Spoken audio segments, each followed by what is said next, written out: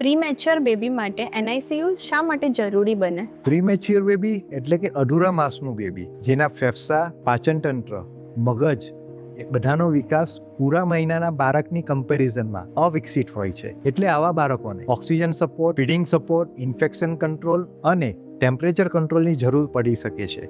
એટલે આવા બાળકોને એનઆઈસીયુમાં રાખવાની જરૂર પડે છે. એનઆઈસીયુ નવજાત શિશુના જીવનની શરૂઆત સરળ અને સુરક્ષિત બનાવે છે. એનઆઈસીયુમાં કયા કયા આધુનિક મશીન જરૂરી હોય છે? એનઆઈસીયુમાં ઇન્ક્યુબેટર કેર, જે એક્સ્ટ્રીમલી પ્રીમેચ્યોર ઘણા અઢૂરે માસના બચ્ચા જેમ કે લેસ ધેન 1 kgના બાળકો આવેલ હોય તેના માટે યુઝ થાય છે. રેડિયન્ટ વોર્મર, જે બાળકનું ટેમ્પરેચર કંટ્રોલ મેન્ટેન રાખે છે. વેન્ટિલેટર મશીન અને સીપેપ મશીન, જે બાળકોને શ્વાસની તકલીફ હોય તેના માટે યુઝ કરવામાં આવે છે. ઇન્ફ્યુઝન પંપ, જે બાળકને ગ્લુકોઝ ડ્રીપ અને આઈવી એન્ટીબાયોટિકના ઇન્જેક્શન આપવા માટે હેલ્પફુલ થાય. આ ઉપરાંત હાર્ટ અને ઓક્સિજન મોનિટર મશીન બી જરૂરી છે.